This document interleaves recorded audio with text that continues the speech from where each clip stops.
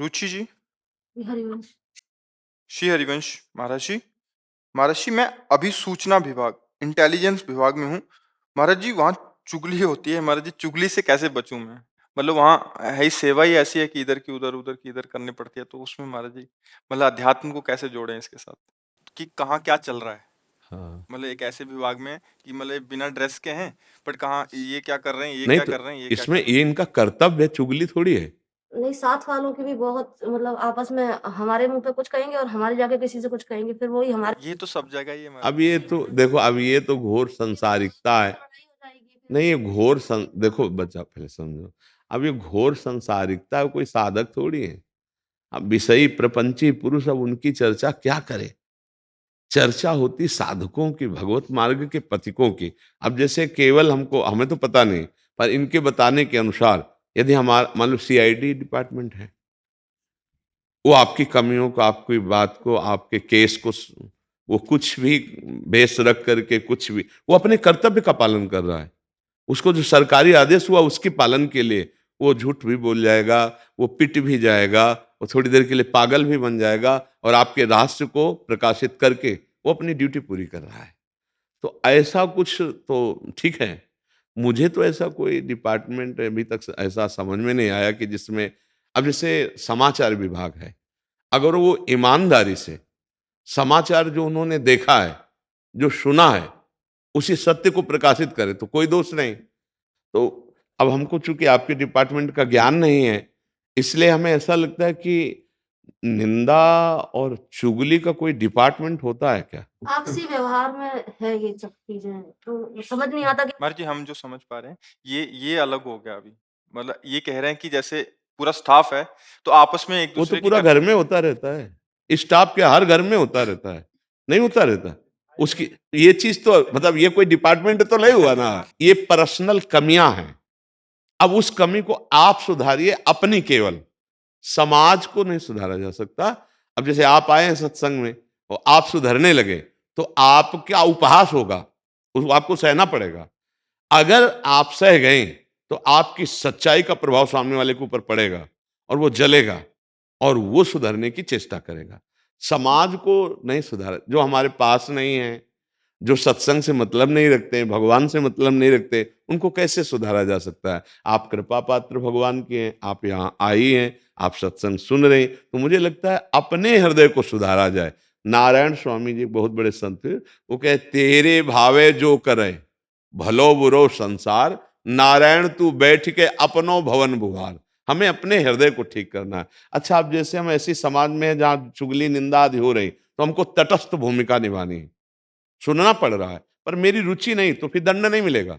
जब हम अच्छा ऐसे से ऐसा और हम उसका स्वाद ले रहे हैं, और तो फिर उसका दंड मिलेगा। अब हम निरपेक्ष हैं कि ये निंदा स्तुति की बातें हो रही। अब हमारा बड़ा ऑफिसर है, अब उससे हम कह तो नहीं सकते ना कि आप क्यों ऐसा बोल रहे हैं, तो हम चुप हैं, शांत हैं, अपने को हटाए हुए हैं। तो भगवान देख रहे हैं कि आप अंदर से हटने की चेष्टा में हो, तो आपको उसका दंड नहीं मिलेगा। वो भले निंदा कर रहा है, भले चुगली कर रहा है, पर आप तटस्थ भूमिका में हैं, और आपका वो ऑफिसर है, आप उससे लड़ सकते नहीं, आप उसको उपदेश दे। अच्छा, ना ऑफिसर हो, आप ऑफिसर हो, तो आप अपने डिपार्टमेंट के ऑफिसर हो, उपदेशक थोड़ी हो। आप उपदेश करोगे तो आपका उपहास कर देगा कि सर हम तो ये नहीं कर सकते, हमारा तो ऐसा ही स्वभाव है। अब उस पर क्या अंकुश था? हमें लगता है साधक को अपने हृदय को ठीक करना चाहिए। हम अपने हृदय को ठीक कर लें, आप अपने हृदय को ठीक कर लें, आप अपने हृदय, देखो समाज का सुधार शुरू हो गया ना। अब हम लोग क्या चाहते हैं कि हम जैसे हैं वैसे बने रहे, लेकिन ये सब सुधर जाए, कभी नहीं हो सकता। हमें अपना सुधार करना होगा, आपको अपना सुधार करना हो। तो सखी, आप अपना सुधार कर लीजिए। अपने कानों से जो हम ना सुनना चाहें तो हम नहीं सुनेंगे, सुनाते सुनते हुए भी नहीं सुनेंगे।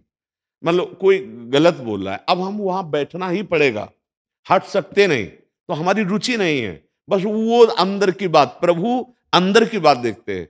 आप जहां हो, वहां जो कुछ हो रहा है, आप उससे संबंध मत रखो, तो रहते हुए भी संबंध नहीं होगा। जैसे हम संसार में रहे, विभीषण जी लंका जैसे नगर में थे जहां घोर राक्षसी, और महाभागवत थे कि नहीं रहे? तो आप विचार करो, जब लंका में भजन हो सकता है, तो भारत में क्यों नहीं हो सकता है? कहीं भी किसी भी डिपार्टमेंट में हो, हमारा मन जिसमें रमण कर रहा है, हमें मन नहीं लगाना उन बातों में जो हमारे भगवत विरोधी है। हाँ, और ये प्रस्तुत भी नहीं करना कि मैं आप में रुचि नहीं रखती इन बातों में, नहीं तो आपका विरोध हो जाएगा, आपकी भक्ति डगमगा जाएगी।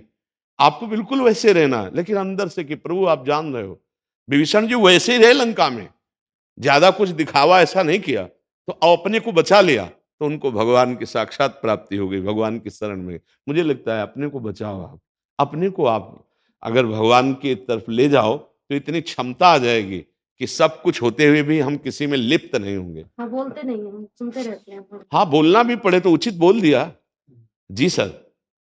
नाटक करने में क्या जाता है, अंदर से मेरी रुचि नहीं है तो कुछ नहीं फर्क पड़ता, और बाहर से हम रुचि ना दिखाएं और अंदर से रुचि रखें, वो बहुत गड़बड़ है। गलत कार्यों में हमारी रुचि नहीं है पर हम बैठे, हमको अपने को संभालना, अगर अपने को संभाल लो, ये चतुरता पूर्वक भक्ति करो, मूर्खता पूर्वक करोगे तो बाधित हो जाएगी, विवेक पूर्वक करना है।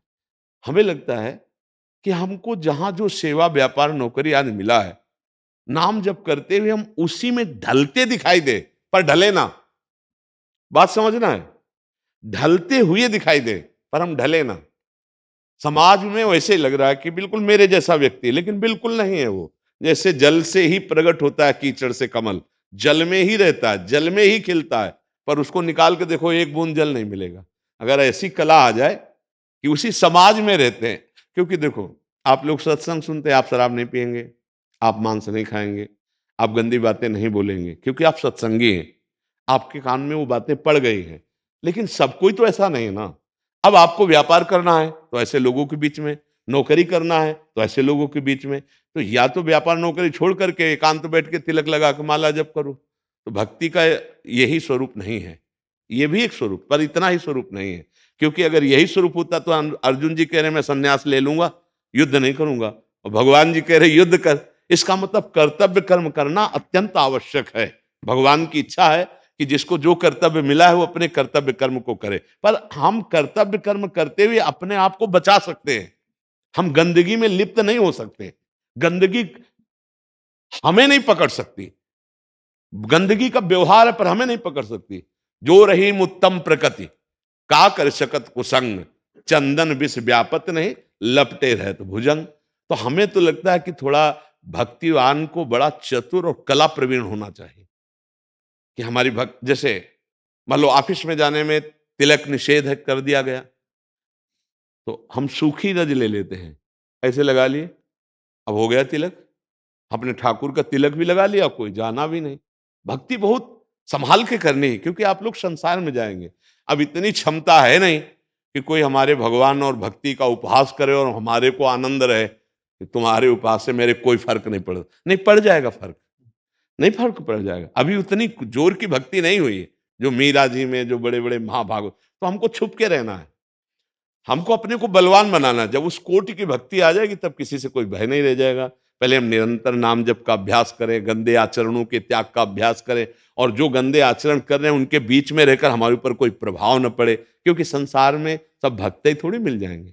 3 गुण है, रजोगुण, तमोगुण, सतोगुण। तो सतोगुण आदमी तो थोड़ा भक्ति आदि मिलेगी, रजोगुण में वही काम विलासिता, तमोगुण में वही निद्रा, प्रमाद, आलस्य, हिंसा, ये क्रोध, ये सब मिलेगा। और आपको सबके बीच में रहना है। भले हमें है कि हम आपसे चर्चा क्यों एकांत कमरे में होगा, लेकिन आप तो गृहस्थ है ना, आपको तो कहीं भी भेजा जाएगा, जाओगे व्यापार में जाओगे, नौकरी में जाओगे, नाना प्रकार की क्रियाओं में। तो ये चतुरता, नाम ना छूटने पावे और गंदगी हमारे हृदय में ना आने पावे, तो चाहे जिस डिपार्टमेंट में हो आप भगवान को प्राप्त कर लेंगे। समझ पा रहे हैं आप? विक्रांत सिंह जी अयोध्या से। श्री हरिवंश महाराज। राधा वल्लभ श्री हरिवंश महाराज जी। महाराज श्री, ध्यान योग क्रिया के माध्यम से होने वाली भगवत अनुभूति, स्वप्न में होने वाली भगवत अनुभूति तथा भगवत साक्षात्कार अनुभव, इनमें क्या अंतर है? बहुत अंतर है। ध्यान अपनी क्षमता के अनुसार होता है, और किसी की भी ऐसी क्षमता नहीं जो अपने मन बुद्धि को उस अनिर्वचनीय तत्व में पहुंचा दे। राम अतर्क बुद्धिमन बानी, मत हमारे यह सुनो भवानी। ये परम बोध संपन्न भगवान शिव कह रहे हैं। मन बुद्धि की पहुंच से परे, क्योंकि प्राकृतिक है और वो चिदानंद है। तो हम ध्यान में चिदानंद की भावना करते हैं, जब वो कृपा करते हैं तो हमारे ध्यान में उतरते हैं, उनका अवतरण होता है, वो अपनी महिमा से हमारे मन बुद्धि में आते हैं। अब कितना हमारा मन बुद्धि निर्मल है उतना अनुभव कर पाएगा। ये हुआ ध्यान का विषय। चाहे वो संप्रज्ञात समाधि हो या असंप्रज्ञात समाधि हो, इन दोनों महापुरुषों के लिए भगवत प्रेम स्वरूप में बड़ा ही दुर्लभ रस है। मुनि मन ध्यान धरत नहीं पावत, नहीं पावत लिखा है। यो ब्रह्म रुद्र शुक नारद भीष्म मुख्य रालक्षितो न सहसा पुरुषस्य तस्य। वो जो परम पुरुष प्रभु है, रालक्षितो न सहसा, आलक्षित, सहसा मतलब सहसा अपने ध्यान में लाना बहुत कठिन है। मुनि मन ध्यान धरत नहीं पावत। अब जिस पर भगवान की कृपा होती है उनके ध्यान में भगवान प्रकट होते हैं, पर वो निरंतर नहीं, वो कुछ क्षण के लिए भावनात्मक, उसे हम भगवत साक्षात्कार नहीं कह सकते। स्वप्न में जब उपासक जागृत में संपूर्ण चेष्टाएं अपने आराध्य देव के लिए करता है, तो स्वप्न में भगवान कृपा करके महापुरुषों को भेजते हैं, स्वयं अपनी मधुर झांकी, कभी श्री विग्रह रूप में, अर्चावतार रूप में, और कभी भावना में जो हम करते हैं वो रूप प्रकाशित हुआ। पर इससे भी हम भगवत साक्षात्कार नहीं कि जीवन मुक्त परमहंस हो गया, ऐसा नहीं। अब जो स्थूल शरीर कारण तीनों शरीरों का राग त्याग करके जो स्वरूप बोध होता है, या जैसे हम आपको देख रहे हैं ऐसे जो भागवत साक्षात्कार चेतना से युक्त होता है, अब ये जन्म मरण का नाश करके परम पद में स्थित कर देता है। स्वप्न में देखा तो निरंतर भगवदाकार वृत्ति थोड़ी रहती है, देखो ना आप। ध्यान में देखा तो निरंतर भगवदाकार वृत्ति थोड़ी रहती है, लेकिन जिस दिन साक्षात देख लोगे तो पिय मूर्ति नैनन बसे तेहि रस रहाय समाय, वो नेत्रों में बस जाएंगे। जैसे गोस्वामी जी के बस गए, और सिय राम में सब जग जानी, करो प्रणाम जोरी जुग पानी। जैसे गोपीजनों के नेत्रों में बस गए, जित देखूं तित श्याममयी है। अब श्याम जड़ चैतन्य कछु नहीं दिखत, जहां दिखत तहां श्याम खड़े, बिउहल बिकल संभार न तन की, घूमत नैना रूप भरे, करनी अकरनी दो विधि भूले, विध निषेध सब रहे धरे, नरहरिदास ते भय बावरे, जे या प्रेम प्रवाह परे, जाको मनमोहन दृष्टि परे, सोत भयो सावन को आंधरो, सूझे रंग हरे। यह है भगवत साक्षात्कार। किंचन मात्र किसी द्वंद्व का प्रभाव नहीं रह जाता, त्रिगुणातीत अवस्था को प्राप्त हो जाता है। सुख दुख में समान भाव और अहंकार विमूढ़ता का जड़ से नाश। अब वो मम दर्शन फल परम अनुपा, जीव पाव निज ये स्वरूप सहज स्वरूपा, और अपने स्वरूपानंद में भगवदानंद। अब ये बात बनी जा करके, ये प्रलोभन के लिए स्वप्न आदि में, ध्यान आदि में भगवान आकर्षण करते हैं, पर इन सब का विश्राम होगा भगवत साक्षात्कार में। आप समझ पाए, भगवत साक्षात्कार का मतलब जीवत्व भाव मिट जाना, जानत तुम्हें तुम्हें हो जाई, सोई जाने जिह देव जनाई, और जानत तुम्हें तुम्हें, तस्मित तज्जने भेदा भावात। उस भगवत साक्षात्कार किए हुए महापुरुष में और भगवान में अभेद स्थिति होती है। ब्रह्मविद ब्रह्महि भवति, जो ब्रह्म को जान लेता है वो ब्रह्ममय हो जाता है, तो वो भगवत साक्षात्कार है। हाँ, ये आकर्षण के लिए है, स्थायी चिंतन थोड़ी बन पाता कि जो हमने स्वप्न में देखा छा गया, रात दिन वही छाया हुआ है। जो ध्यान में देखा छा गया, रात दिन नहीं। हम बहिर्मुख भी होते हैं, नहीं, थोड़ी देर ध्यान हुई फिर बहिर्मुख, ये बात नहीं बने। रूप छके घूमत रहें, भगवत साक्षात्कार जिनको हो गया, तन को तनिक न भान, नारायण दृग जल बहे यह प्रेम पहचान। देखो, रूप का साक्षात्कार जब हुआ तो सदैव ब्रह्म ध्यान में मगन रहने वाले जनक जी क्या कह रहे हैं?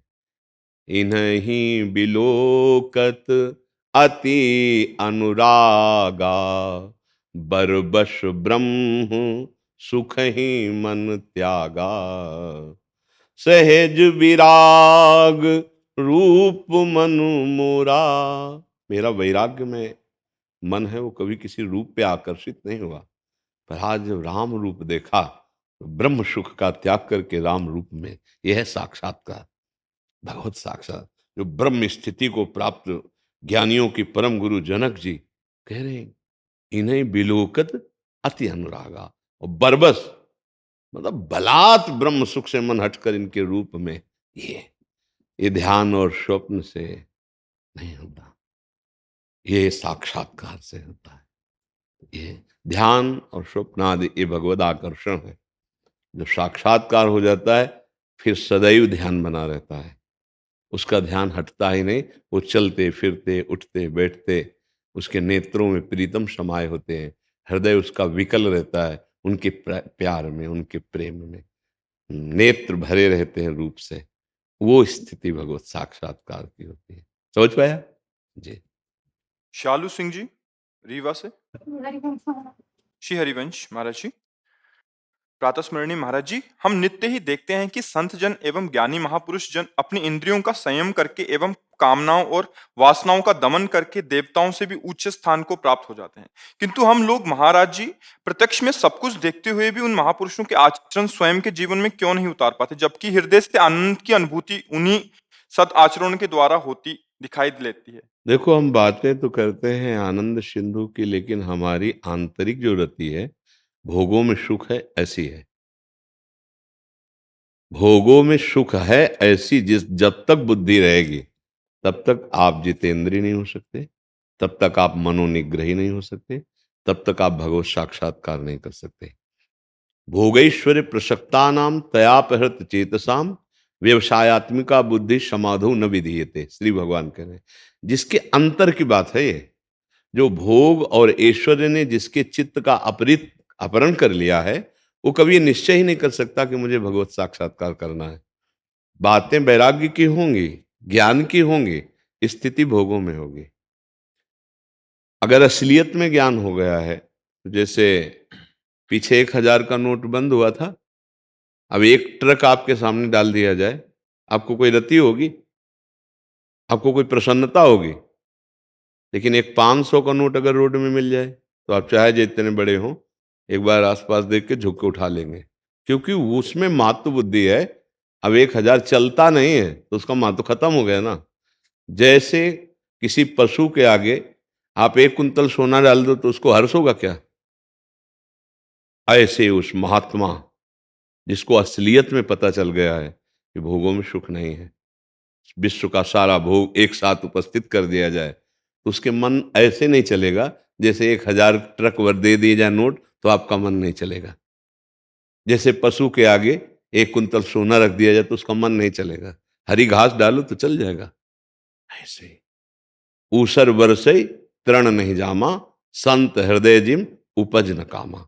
हम लोग बातें करते हैं वैराग्य की, लेकिन अंतर से रहता है कि भोगों में सुख है, तो हम कहते हैं कि यद्यपि हम जानते हैं कि नहीं करना चाहिए, पर हमसे हो जाता है। वो इसीलिए हो जाता है कि उसमें सुख बुद्धि है। अगर सुख बुद्धि हट जाए तो सब भोग एक साथ आपके पास रहे तो भी आपका मन चलायमान नहीं होगा। अब वो सुख बुद्धि हटाने के लिए ही ये अभ्यास किया जा रहा है। नाम जप कर रहे हैं, नाम कीर्तन कर रहे हैं, संतों की वाणी सुन रहे हैं, भगवत लीला कथा सुन रहे हैं। कभी कृपा हो और हमें शुद्ध ज्ञान प्राप्त हो, भोगों में सुख नहीं है, तो ये ऐसा हटाने की जरूरत नहीं किसी भोग को। उन्हीं के बीच में रहते हुए वो एक विदेह राज की स्थिति को प्राप्त हो जाएगा। हमारी कहीं न कहीं सुख बुद्धि होती है तो हम फिसल जाते हैं, सुख बुद्धि ना हो तो फिसलने का कोई चांस ही नहीं। उसी सुख बुद्धि को सत्संग के द्वारा नष्ट करते हैं, नाम जप के द्वारा नष्ट करते हैं। भगवत प्रेमी महापुरुषों का सानिध्य, ये सर्व संगोपहो हिमाम, इन समस्त भोगों से वैराग्य दिला देगा। वैराग्य का मतलब कोई कपड़ा बदलना नहीं होता, अंदर का भाव बदलना होता है। भाव बदल गया, आप गृहस्थ में रहते हुए संत हैं। भाव नहीं बदला तो आप संत होते हुए प्रपंच में हैं। बात एक ही है। हमें अगर अपने कमंडल में रहती है, अपनी लंगोटी में रहती है, अपनी अचला में रहती है, तो जो एक मकान में रहती, धन में रहती, पत्नी में रहती, बंधन कर सकती, वो इतना बंधन इतने में भी हो जाएगा। केवल परमात्मा में रहती, वो चाहे गृहस्थ हो चाहे विरक्त हो, वो भगवान को प्राप्त हो जाता है। केवल प्रभु में रहती। अब ये बातें सुनने में बड़ी सरल लगती है लेकिन करने में बहुत कठिन है। इसीलिए हम साधना करते हैं, गंदे विषयों का त्याग करके नाम जप करते हुए, संत महापुरुषों की कृपा का आदर करते हुए, उनके वचनों में अपने चित्त को जोड़ते हुए माया पर विजय प्राप्त कर लेते हैं। खूब नाम जप कीजिए, जो जानते हो ये पाप है उसे मत कीजिए। ऐसा नहीं है कि आप नहीं कर सकते, आप कर सकते हैं। देखो, जब हम वाणी से गंदा बोल सकते हैं तो अच्छा भी तो बोल सकते हैं ना। हम हाथों से जब गंदा कर सकते हैं तो अच्छा भी कर सकते हैं। तो हमने क्या किया कि गंदे कार्यों को करने में सुख की अनुभूति कर ली, तो अब अच्छे कार्यों करने की हिम्मत नहीं पड़ रही। तो हम कह देते कि हमसे भजन तो होता नहीं, हमसे ये तो हो नहीं सकता, हम जितेंद्रीय नहीं हो सकते, हम मनोनिग्रही नहीं हो सकते, हम ऐसा नहीं हो सकते। ये आप स्वीकार कर रहे हो इसलिए है। अगर आप आज ही स्वीकार कर ले कि ऐसा क्यों नहीं हो सकता, तो आप देखेंगे आप जितेंद्रीय होना शुरू हो गए, आप मनोनिग्रही होने लगे, आप भगवत अनुरागी होने लगे, क्योंकि स्वीकृति में सारा खेल है। अब हम भाई इस विषय के बिना नहीं जी सकते हैं, अब आपकी स्वीकृति तो आप नहीं जी पाएंगे। नहीं, ऐसा नहीं हो सकता। विषय सेवन किया, गलती हुई, पर ऐसा नहीं कि हम इसके बिना जी नहीं सकते। नहीं, हम अविनाशी के अंश हैं, ऐसा नहीं हो सकता हमें कोई परास्त कर दे। भूल हो गई, गलत गली चले गए तो हम लौट रहे हैं, हम अपनी गली को आ रहे हैं, जिस जो हमारी सतमार्ग की गली है। असत मार्ग में चले गए, अब हम असत मार्ग के बिना जी ही नहीं सकते। ये फिर दुर्गति करा देता है। इस पर सुधार करना होगा, सत्संग का मनन करना होगा, तो फिर हम जीत जाएंगे। हम भगवान के अंश से कोई साधारण थोड़ी हैं। अपने कोई स्त्री पुरुष मान के फंस गए तो ये फंस हम ही तो गए, तो हम ही छूट जाएंगे। हम इन्हें पकड़ रखा है, हम ही छोड़ देंगे। कोई भी संत महात्मा वो उद्धार की युक्ति आपको बताएगा, पर छोड़ना आपको पड़ेगा, चलना आपको पड़ेगा। रसोई आपको बना के दे सकते हैं, लेकिन पाना आपको पड़ेगा, हजम आपको करना पड़ेगा। इसीलिए भगवान ने कहा आप अपने द्वारा उद्धार कीजिए, उद्धार की सामग्री सब मिलेगी, पर करना तो आपको होगा अपना उद्धार। अब आप सुने और एको बात ना माने तो बेकार गया ना, और सुन लिए और एक भी बात मान लिए तो आप उन्नति को प्राप्त होने लगे। तो उसमें प्रधानता आपकी हुई। धन्यवाद आपको है कि आपने अपने कल्याण के लिए संतों की वाणी को सुना, उनकी वाणी को माना, वैसे चले, तो धन्यवाद आपको। फिर आप भगवत प्राप्ति के योग्य हो जाएंगे। और हम जैसे सोचे कि हम विषय भोगें, गंदे आचरण करें और ले दे के कोई संत ऐसी कृपा कर दे कि भगवत प्राप्ति हो जाए, तो कभी नहीं। ये लेने देने वाला कार्य नहीं है। ये भगवत प्राप्ति, ये वो नहीं, दान पुण्य सब ये नहीं। इसमें सीधे मन को प्रभु में लगाना है, इंद्रियों को प्रभु में लगाना है। प्रायः जो है अब इन्हीं बातों पर जोर दिया जाता है, ये दान करो, वो दान करो, ऐसा करो, वैसा करो, तो है तो सब प्रकृति जन्य है। वो परमानंद की प्राप्ति थोड़ी करा देगा। महाराज नृग, सुना होगा नाम, भागवत में है। रोज हजारों गौवें स्वर्ण से आभूषित करके ब्राह्मणों को दान करते थे, ऋषियों को दान करते थे। एक दिन एक गाय आ गई जो ब्राह्मण कभी दान नहीं लेता था उसकी, और गौशाला में चरवाहों ने बंद कर दी। अब सुबह जब दान के लिए आया तो वो भी गाय श्रृंगारित करके दान की गई। तो जिस ब्राह्मण को, ब्रह्म ऋषि को दान की गई, वो लेके जा रहा था, तो वो ब्राह्मण जो खोज रहा था, कभी दान नहीं लेता था, उसने कहा गाय तो हमारी है। तो उसने कहा नहीं, अभी अभी मैं दान लेकर के आ रहा हूँ महाराज नृग से। दोनों नृग के दरबार में पहुंचे। उसने महाराज से कहा कि गाय आपने अभी दान की? हाँ हाँ दान की। तो उनका ये मेरी गाय है, आप हमारे पड़ोस में पूछ लीजिए, मेरी गाय है, आपके गौशाला में कैसे पहुंच गई मुझे पता नहीं, पर मेरी गाय वापस करवाइए। तो उनका गाय तो मैं नहीं वापस करूंगा, वो जो दान लिया था। उसने कहा मैं तो ये गाय लूंगा क्योंकि मुझे दान में मिली है। तो महाराज नृग ने कहा कि हम तुमको 1 करोड़ गाय देंगे, जिसकी गाय है उसको वापस करो। उसने कहा नहीं। तो जिसकी गाय थी उससे कहा तुम 1 करोड़ गाय ले लो। तो उन्होंने कहा नहीं। बस इसी अपराध में गिरगिट बने थे, गिरगिट। ले, इतना बड़ा दानी द्वारिका के कुएं में गिरगिट बना पड़ा था। इसीलिए खास बात है नाम जप करो, खास बात है अपना कुछ न मान करके प्रभु का मानो। कहीं कुछ लेने देने वाली बातें नहीं हैं, जो जहां है वहीं छोड़ो।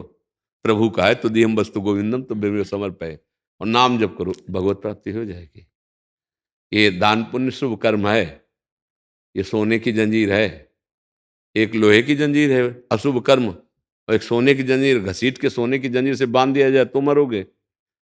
लोहे की जंजीर से बांध दिया है तो मरोगे। तो ऐसे ही बार बार जन्म मरण का जो चक्र मिल रहा है, शुभ अशुभ दोनों से मिल रहा है, हमें दोनों को विध्वंस करना है। वो है भगवान नाम जप, वह है अध्यात्म, वह है भगवान के मार्ग में चलना। तो बड़ा दुर्लभ है केवल शुद्ध भगवान के मार्ग की बात सुनने को मिल जाए, समझने को मिल जाए कि मार्ग किसे कहते हैं। तो तुम्हारी बुद्धि कहाँ लगी? धन में, कि अगर इतना होगा तो हमें इतना लाभ मिल जाएगा, वो बात नहीं बनी। और जब ए कुछ नहीं, अपने मन को केवल प्रभु में लगाओ, तो लगा कि ये सब जितना आज तक कमाया इसका कोई महत्व नहीं है। भाई यही बात तुम्हारी खास अध्यात्म की आई कि इसका महत्व नहीं है। परमार्थ तब बनेगा जब जितना जो कुछ तुम्हारे पास है वो सब तुमको लगने लगे कि यार इसका कोई महत्व नहीं है। तब आप समझो कि हमारा सत्संग हुआ, हमारा परमार्थ में प्रवेश हुआ। तो हम जानबूझ करके फंसे हैं, हमें जानबूझ के ही हटना होगा। हम ही फंसे हैं, कोई दूसरा हमों ने फंसा है। इसमें सुख है, बस इसी भावना ने मुझे फंसा लिया। और भगवान कह रहे दुख खा ले हम कह रहे सुख खा ले तो उल्टा बुद्धि हमारी है, भगवान की नहीं है। हम जिस दिन सही समझ जाएंगे उस दिन हम निकल जाएंगे। किसका प्रश्न था? हाँ बच्चा, ऐसा ही। चंद्रशेखर परमार जी, मध्य प्रदेश से। राजा वल्लभ सिंह। गुरुदेव भगवान, आपके चरणों में कोटि कोटि प्रणाम। भगवान, मुझ अधम से कई पाप कर्म हुए हैं। गुरुदेव, आपकी कृपा से अब खान पान व्यवहार में सात्विकता प्राप्त की है। प्रभु जी, मैं स्कूल में संचालक हूं। जब मैं स्वयं ईश्वर साक्षात्कार नहीं कर पाया तो स्कूल में विद्यार्थियों को, शिक्षकों को, पालकों को अध्यात्म मार्ग ही सभी सफलताओं का मूल है, ये मार्गदर्शन कैसे सिखाऊं? भगवत प्राप्ति अलग बात है, पर मनुष्यता की शिक्षा तो दे सकते हैं। आप जब अपने आचरण पवित्र रखेंगे तब आप में ऐसी योग्यता आ जाएगी कि आप मनुष्यता की, हमारी नवीन पीढ़ी मनुष्यता सीख ले। भगवत प्राप्ति तो बहुत दूर की बात है। आज हमारे समाज में राक्षसी वृत्ति बढ़ रही है, आसुरी प्रवृत्ति जिसे शास्त्रीय भाषा में कहते हैं, जिसे कुमति कहते हैं, वो बढ़ रही है। इसका कारण शास्त्र का ज्ञान न होना, सत्संग न सुनना, भगवद आश्रय न होना, भगवान का भय न होना, नाम जप न होना, बुजुर्गों की आराधना न करना, इससे ऐसा होगा। सबकी बुद्धि कलयुग ग्रसित है। एक बार महाराज परीक्षित जी ने देखा कि एक बैल को एक राजा का वेश धारण किए हुए कोई पुरुष बहुत लातों से, डंडों से उसे बहुत प्रताड़ित कर रहा है। वो तो परम धर्मात्मा थे, तत्काल प्रत्यंचा चढ़ाकर धनुष बाण संधान किया बाण और कहा सावधान, हमारे राज्य में कोई ऐसा आचरण नहीं कर सकता। तो देखा कि मारने पे उतारूं, मुकुट उतार कर प्रणाम किया और कहा महाराज, राज्य तो आपका है लेकिन सर्वत्र मैं यहाँ का राजा बनाया गया हूं। मेरा नाम कलयुग है। मैं यद्यपि आपके धर्म से, आपकी पवित्रता से, आपके भगवद आश्रय के प्रभाव से मैं भयभीत हूं, मैं मानता हूं मैं भयभीत हूं, पर मेरा राज्य में जा नहीं सकता और मेरे आचरण ही ऐसे हैं। अब मुझे रहने का ठौर बता दो कि यहाँ रहो, तो हम आप जहां जहां बता देंगे वहां वहां रह जाऊंगा, फिर किसी को तंग नहीं करूंगा। तब उन्होंने बताया मदिरापान, क्योंकि उनके राज्य में धर्मात्मा पुरुष थे तो धर्म का ही प्रचार प्रसार था। मदिरापान, मांस खाना अर्थात हिंसा, पराई माताओं बहनों की तरफ काम दृष्टि अर्थात व्यभिचार, दूसरे के धन का, स्वत्व का किसी तरह अपहरण करना अर्थात चोरी, और द्यूत कीड़ा, छल करना, जुआ खेलना, उसी में छल कपट आ गया। किसी भी तरह से किसी की संपत्ति, वस्तु आदि का अपहरण करना, ये सब द्यूत कीड़ा के। बोले ये स्थान हम आपको दिए। तो कहा महाराज आप खुद देख लीजिए, बहुत गंदे स्थान दिए, कोई एक अच्छा स्थान तो दे दो। तब उन्होंने कहा जो अधर्म के द्वारा कमाया हुआ स्वर्ण है, संपत्ति है, धन है, उस पर। अब आप विचार कर लीजिए कि ये चीजें अगर जीवन में होंगी तो कलयुग वास करेगा, और कलयुग वास करेगा तो अधर्माचरण की वृद्धि होगी, राक्षसी बुद्धि का ऐसा प्रभाव होगा कि वो सोच ही नहीं पाएगा कि मेरा मंगल किसमें है, मेरा कल्याण किसमें है, मेरा सुख किसमें है। इसीलिए हम सबसे एकांतिक में भी सत्संग में प्रार्थना करते हैं कि आप शराब मत पीजिएगा, आप मांस मत खाइएगा, आप तब तक ब्रह्मचर्य रहिए जब तक ब्याह ना हो जाए। जब अगर ब्याह हो जाए तो संयम से आप ब्रह्मचर्य को भगवत सेवा मानकर गृहस्थ धर्म का प्रयोग कीजिए। आप अगर अपनी रसेंद्री को पुष्ट करने के लिए जीवों की हत्या करेंगे, बुद्धि भ्रष्ट हो जाएगी। आप सांसारिक सुख भोग एकत्रित करने के लिए यदि पापाचरण करके अधर्म करके धन कमाएंगे तो ना आपके परिवार को शांति मिलेगी, ना आपको मिलेगी, और दुर्गति ऊपर से पक्की हो जाएगी। तो हमारा इस समय जो समाज है वो कलयुग को पूरा निमंत्रण किए बैठा है। अगर शराब नहीं पीता, मांस नहीं खाता तो व्यभिचार कर रहा है। नाना प्रकार के छल कपट के द्वारा धन संग्रह करना चाहता है। अब बच्चों पे संस्कार क्या पढ़ेंगे? जैसा अन्न वैसा मन, जैसा संग वैसा रंग। इसलिए हमारी सबसे प्रार्थना है, अपने को हम पहले सुधारें, तब हम दूसरे को सुधारने की योग्यता अपने आप प्राप्त कर लेंगे। और भगवत भाव में तो प्रभु के सिवा कोई बचता नहीं, तो हम किसको सुधारें? ये जो भगवत भाव है, इसमें एकमात्र निज प्रभु में देखें जगत, सब में अपना मालिक दिखाई देता है, प्रभु दिखाई देता है। पर अब ये है कि जैसा स्वांग प्रभु करा रहे हैं वैसी लीला हो रही। कोई कह रहा है कि आप गुरु हो, तो शिष्य भाव उसका देखकर उसको उपदेश, बकाया सब में हमारा भगवान है। ये चरम अवस्था का जब बात आती है ये, पर हम यहाँ तक पहुंचने के लिए पहले आचरण तो पवित्र कर लें। देखो, उन्हीं परीक्षित ने एक दिन जरासंध का मुकुट जो जीत कर लाया गया था, जरासंध का वध कराया गया ना, भीम के द्वारा भगवान ने कराया, वो मुकुट पहन लिया और शिकार खेलने के लिए निकले। तो कलयुग था, अधर्म के द्वारा कमाए हुए स्वर्ण धन पर उसका अधिकार दिया था परीक्षित ने। बैठ गया खोपड़ी में, ऋषि के आश्रम में गए और कहा प्यास लगी है, और वो समाधिस्थ थे। स्थूल शरीर का बिल्कुल ज्ञान नहीं था, इंद्रियां परमात्मा में स्थित थी, इसलिए न सुनाई दिया न कोई संकेत, क्योंकि शून्य आकार वृत्ति। उन्होंने समझा कि शायद, देखो संशय हो रहा है, ये कलयुग का प्रभाव, शायद मुझे देख करके आंख मूंद ली, कौन राजाओं से बात करे ऐसा। तो एक बाहर निकले, देखा मरा हुआ सर्प पड़ा था, उसको ऐसे धनुष की उससे नोक से उठाया और ऋषि के गले में डाल दिया। कभी अपराध नहीं किया था। देखो कलयुग ने ऐसा भयंकर अपमान, किसी ब्रह्म चिंतन में तन्मय महापुरुष के साथ ऐसे खिलवाड़, ऐसा अपराध। और जब गए वापस और मुकुट उतार के रखा, तब जैसे नशा उतर गया हो, तो लगा अरे ये क्या कर दिया, मैंने तो बहुत दंडनीय अपराध कर दिया, एक भगवत चिंतन में तन्मय महात्मा का अपमान कर दिया, भगवान मुझे दंड दे। उसी समय कुछ बालक उनके आश्रम में गए थे श्रृंगी ऋषि के साथ खेलने के लिए, तो देखा श्रृंगी ऋषि तो है नहीं, लेकिन उनके गले में, पिता के गले में वो मरा हुआ सांप। तो पूछा अन्य ऋषियों से जो बाहर अन्य आश्रम, इधर कोई आया था? बोले राजा परीक्षित, चक्रवर्ती सम्राट महाराज परीक्षित आए थे, तो उन्होंने किया होगा। तो गए तो श्रृंगी ऋषि जल में स्नान करके, वो भगवत चिंतन कर रहे थे, ब्रह्म ऋषि बालक थे। उन्होंने कहा तुम यहाँ चिंतन कर रहे हो, तुम्हारे पिता का अपमान कर दिया महाराज परीक्षित ने। क्या? उन्होंने कहा मरा हुआ सर्प उनके गले में डाल दिया। कहा इतनी अभद्रता राजमद में, ये नहीं जानते ऋषियों की सामर्थ्य को। ऐसे जल उठाया और कहा मैं शाप देता हूं, आज के 7वें दिन भयानक विषधारी तक्षक नाग आएगा और परीक्षित को काटेगा और उसकी मृत्यु हो जाएगी, मैं दंड देता हूं।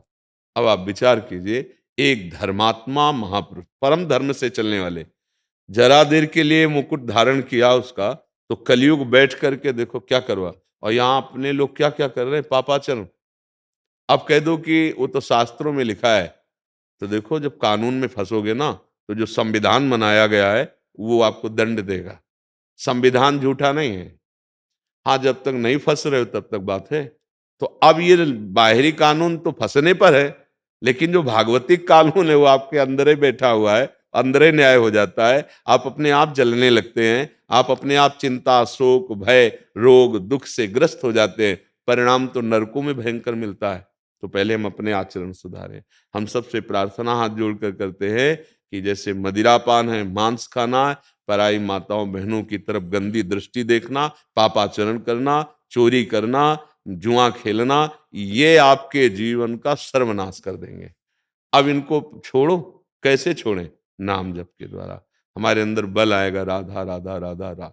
तो हम पहले बालकों को ऐसी दिनचर्या या विद्यार्थियों को वो दिनचर्या सिखाएं जिससे वो बड़े बुजुर्गों का सम्मान करना सीखे और ब्रह्मचर्य रहना सीखे, गंदी बातों से बचे। पहले ये शिक्षा दो। भगवत प्राप्ति तो बहुत ऊंची बात है, पहले ये शिक्षा दो। मोबाइल में गंदे दृश्य नहीं देखना।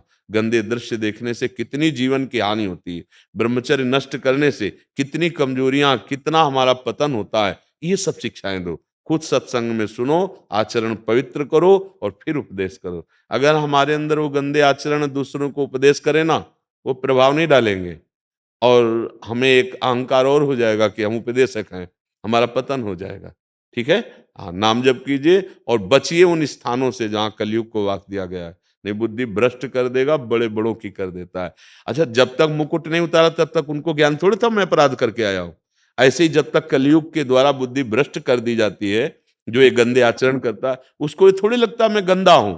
अब जैसे आप सत्संग सुन रहे हैं, अब आपको लगेगा कि हमें ये कमी, हमें ये कमी, हमको सुधारना चाहिए, क्योंकि अब बुद्धि शुद्ध हो रही है। वृंदावन आए, संत समागम किया, तो इससे आपके पाप नष्ट हुए, मलिनता नष्ट हुई। अब बुद्धि कहेगी कि मैं अमुक जगह गलत हूं, मैं अमुक जगह गलत हूं। अब मैं नियम लेता हूं, मैं कसम खाता हूं कि ऐसा कार्य नहीं करूंगा।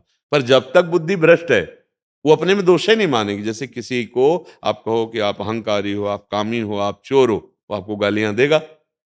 और अगर बुद्धि शुद्ध है, थोड़ी गलती हो गई तो लगेगा आप सही कह रहे हैं, मेरे से गलती हो गई, आगे से नहीं करेंगे, हम बड़े सावधान रहेंगे। या पवित्र बुद्धि को पवित्र किया जाए पहले, ऐसे आचरण जो हमारे को नष्ट करने वाले उनसे बचाया जाए, ऐसे आचरण जो हमको आनंद देने वाले उनको कराया जाए। तस्मात् शास्त्रम प्रमाणम ते कार्याकार्यो व्यवस्थितो। डॉक्टर अमित राय जैन जी। जी राधे राधे। राधे राधे महाराज जी। महाराज जी, मैं एक लेखक हूँ। मैंने अभी फिलहाल ही भगवान राम जी की जन्मभूमि अयोध्या पर एक पुस्तक लिखी है। आगे मुझे भगवान श्री कृष्ण जन्मभूमि पर किताब लिखनी है। आप श्री राम जी एवं श्री कृष्ण का दार्शनिक अंतर स्पष्ट कर सकते हैं महाराज? कोई अंतर नहीं है। फिल्म तो आप देखते ही हैं, एक अभिनयकर्ता विविध फिल्मों में विविध स्वांग करता है, अभिनय करता है। पहचानने वाला कभी संशय नहीं रखता है। रखता है क्या? देखो, वो एक बहुत बड़े, वो जो निगेटिव रोल करते हैं उनको क्या कहते हैं? विलन। अब वो हर फिल्म में नकारात्मक रोल करते हैं और कई में सकारात्मक किया, तो वो सकारात्मक करे या नकारात्मक करे, पहचानने वाला क्या कहता है? लेके चला। हाँ, तो प्रभु कभी रुद्र रूप में, कभी सौम्य रूप में, कभी श्रृंगार मूर्ति में, कभी भयानक रूप में। वही वाराह, वही नृसिंह, वही मत्स्य, वही कूर्म, वही राम, वही कृष्ण। अभिनय है ये प्रभु का। अवतार लेकर अपने भक्तों के लिए सुख देने के तत्व वही है। तत्व में किंचन मात्र भी अंतर नहीं। जो अत्यंत गंभीर गुणों के समुद्र मर्यादा पुरुषोत्तम भगवान राम है, वही तरंगायमान प्रेम समुद्र, लीलापरायण, ललित त्रिभंगी, मुरली मनोहर, जिनकी कटाक्ष बड़े बड़े मुनियों को भी मोहित कर ले, वही श्री कृष्ण। किंचन मात्र कोई अंतर नहीं है, अभिनय में है। वो मर्यादा पुरुषोत्तम मर्यादा का वहां अभिनय कर रहे, और यहां प्रेम मर्यादा है जो समस्त मर्यादाओं के बांध को तोड़ करके उच्छलित होती है, उसे प्रेम कहते हैं। समस्त नियमों की जहां पूर्णता होती है, उसे प्रेम कहते हैं। जब भगवान श्री राम दंडकारण्य में विचरण कर रहे थे, तो वहां के ऋषियों ने जे ही अजान बाहु भगवान को देखा तो मुग्ध हो गए। अस्थिमात्र हुए रहे शरीरा ऐसे ऋषि, हृदय में प्रबल लालसा हुई कि कब ऐसा होगा कि इनकी बाहें हमारे गले में होंगी और मैं इनके छाती से होऊंगा। मर्यादा पुरुषोत्तम भगवान राम ने उनकी कामनाएं पूर्ण करी और वो ऋषि बने गोपी, और जब भगवान श्री कृष्ण बने तो रास उन्हीं के साथ किया। श्रुति की ऋचाएं, दंडकारण्य के ऋषि मिथिला की वो प्रेमी सखियां, ये सब गोपी बने आके। भगवान राम मर्यादा पुरुषोत्तम, उनकी लीला में कहीं भी किसी भी तरह से मर्यादा का खंडन नहीं मिलेगा, सब शास्त्रीय मर्यादा के अंतर्गत। और भगवान श्री कृष्ण प्रेम मर्यादा, अगर प्रेम का ज्ञान नहीं तो तुम मर्यादा से नहीं मिला सकते हो।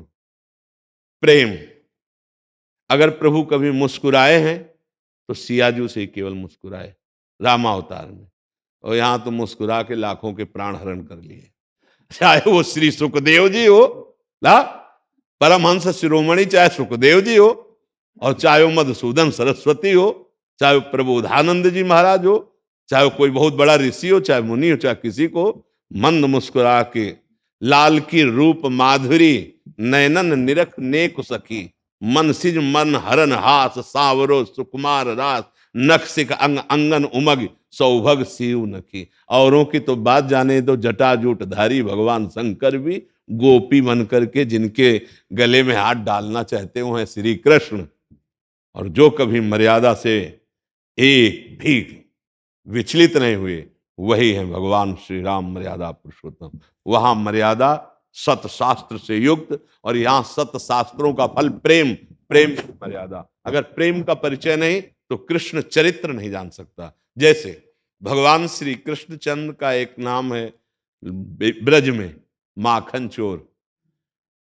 बेचारा कोई गरीब लड़का हो फिर माखन गली गली चुराए तो बात समझ में आती ना। बाबा के कितने थे? 9 लाख गौएं। माखन जानते हो कहां रखा जाता था? कुंड में। कि रोज अगर श्री कृष्ण स्नान करे तो माखन दही दूध के कुंड थे, वहां कोई पात्रों में दूध थोड़ी रखा जाता, दूध दूध के कुंडों में डाला जाता था। दूध का कुंड, दधी का कुंड, घृत का कुंड, मक्खन का कुंड, ऐसे थे। पर जब यशोदा मैया अपने हाथ से लाला को पवाती, लाला तो जो गोपी जनाती वो कामना करती कि काश अगर मेरे ये लाला होते, कभी मेरे घर आते, मेरा दही पाते, मेरा कितना हो भाग, क्या ये मुझे सुख देंगे? तो जाकी रही भावना जैसी, उसकी भावना पूर्ति करने के लिए ये था माम प्रपद्यन्ते तास्तै भजाम्यहम्, भगवान वैसे ही जाते। जब कभी उपद्रव करते हुए लालजू को मैया पकड़ती बाह और डांटती, और प्रभु का वो डरा हुआ रूप, तो गोपी सोचती क्या कभी मुझे ऐसा सौभाग्य मिलेगा कि मैं इनकी बाह पकड़ूं और इनको डांटूं और ये डर पे। वही भगवान जाकर के चाहे जितने ऊंचे में दही रखा गया हो, सखा के ऊपर सखा हो आप चढ़ करके, और फिर पकड़े जाते, फिर डांट लगती, तो वो सुख भगवान प्रदान कर रहे। माखन की कमी तो बाबा के घर में थोड़ी है। भगवान की लीला को बिना प्रेमी महापुरुष के कोई जान नहीं सकता। हमारे श्री कृष्ण की लीला बड़े टेढ़ी, ये कभी सीधे खड़े नहीं मिलेंगे। ये जब आपको खड़े मिलेंगे तो आप देख लेना, इनकी जो झांकी होगी ना वो टेढ़ी होगी, इनकी लीला टेढ़ी। इनका नाम है बांके बिहारी। इनको समझ पाना बहुत कठिन है।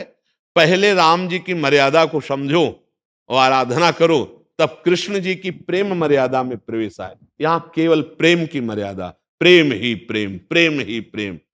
जूथ की जूथ गोपियां, और एक गोपी एक श्री कृष्ण, एक गोपी एक श्री कृष्ण, ऐसा सुख प्रदान कर रहे हैं। ये गोपियां कौन है?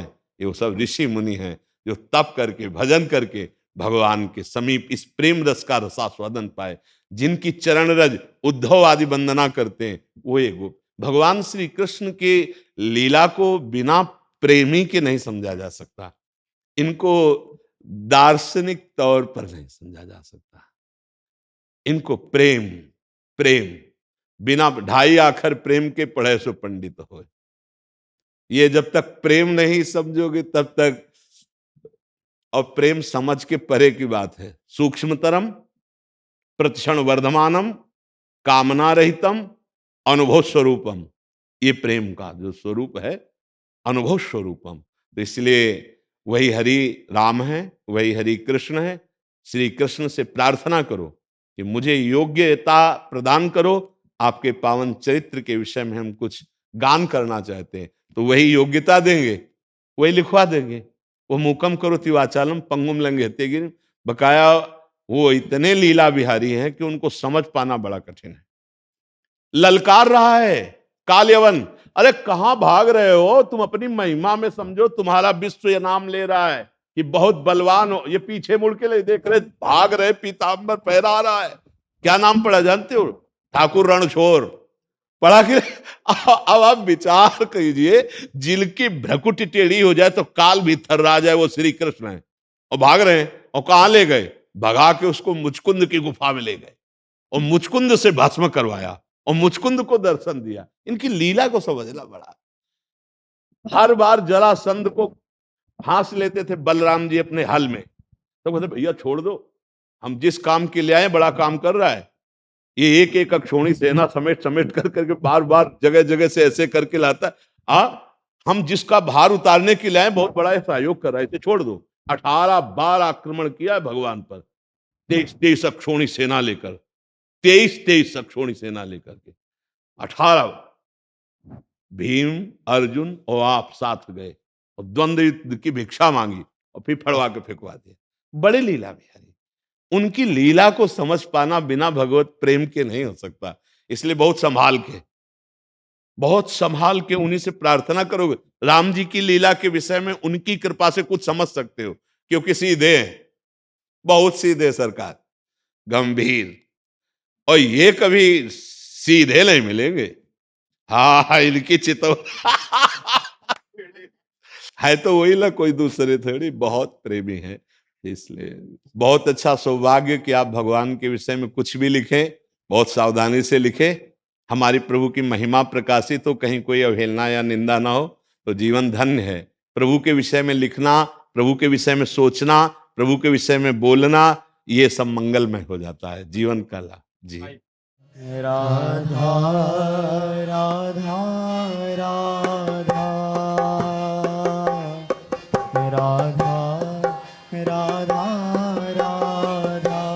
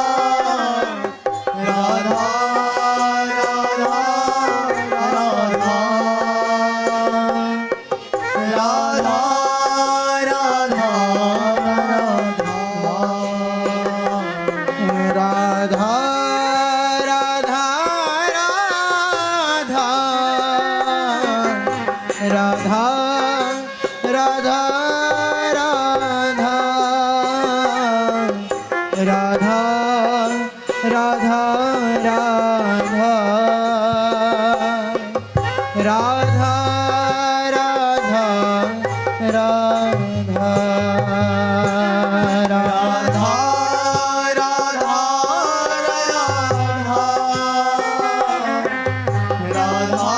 राधा राधा राधा